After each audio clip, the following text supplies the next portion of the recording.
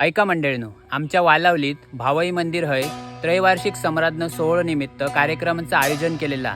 तर मी आज तुमका भावईचं दर्शन दाखवतो. चला मग. माझी माऊली, माझी माऊली,